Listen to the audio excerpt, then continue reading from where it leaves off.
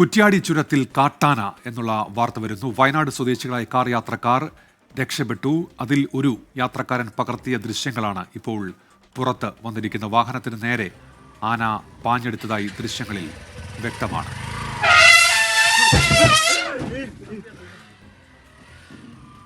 ഈ ദൃശ്യം പകർത്തിയ റിയാസ് പള്ളിയിൽ ഇപ്പോൾ നമ്മോടൊപ്പം ടെലിഫോണിൽ ചേരുന്നുണ്ട്. റിയാസ്, ഇത് എവിടെ വെച്ചാണ് ഈ കാട്ടാന പാഞ്ഞെടുത്തത്? റിയാസ്, തീരാറാണ് വയനാട്ടിലേക്ക് വരുമ്പോൾ മേലെ എത്തിയത്. ഹലോ റിയാസ് പറയാം, പറഞ്ഞോളൂ. ഞങ്ങൾ ആക്ച്വലി കോഴിക്കോട് എയർപോർട്ടിൽ നിന്ന് വരികയായിരുന്നു. എന്റെ കസിന് ഈ വണ്ടിയിലുണ്ടായിരുന്നത്. ഞങ്ങളെ ബന്ധുക്കൾ മറ്റൊരു വണ്ടിയിലും ഉണ്ടായിരുന്നു. അവർ കുറച്ച് പുറകിലുണ്ടായ. അപ്പം ഞങ്ങൾ മുന്നിൽ വന്ന് കുറച്ച് മുന്നേ തന്നെ ആനയെ കണ്ടു. അപ്പോൾ ഞങ്ങൾ ഇങ്ങനെ വണ്ടി സൈഡാക്കി അവിടെ നിർത്തി. വരുന്ന വണ്ടീനൊക്കെ അവിടെ നിർത്തി. അങ്ങോട്ട് ആനയിട്ട് പോകണ്ടെന്ന് നിർത്തി. നമ്മൾ എല്ലാവരും വണ്ടിയിൽ തന്നെ ഇരിക്കായിരുന്നു. പെട്ടെന്നാണ് ആന ഇങ്ങോട്ടേക്ക് വന്നത്. അപ്പം നമ്മൾ അവിടെ വീതി കുറവ്, ആന ഇങ്ങോട്ട് പോകില്ലാന്നറിയാം. വളവിൽ തന്നെ ഇന്നുള്ള ധാരണ ഉണ്ടായിരുന്നു. അങ്ങനെയാണ് പെട്ടെന്ന് പാഞ്ഞെടുത്ത് ജസ്റ്റ് ഒന്ന് വണ്ടിക്ക് ടച്ച് ചെയ്ത് കുറച്ചൊന്ന് പുറകോട്ടേക്ക് തള്ളി.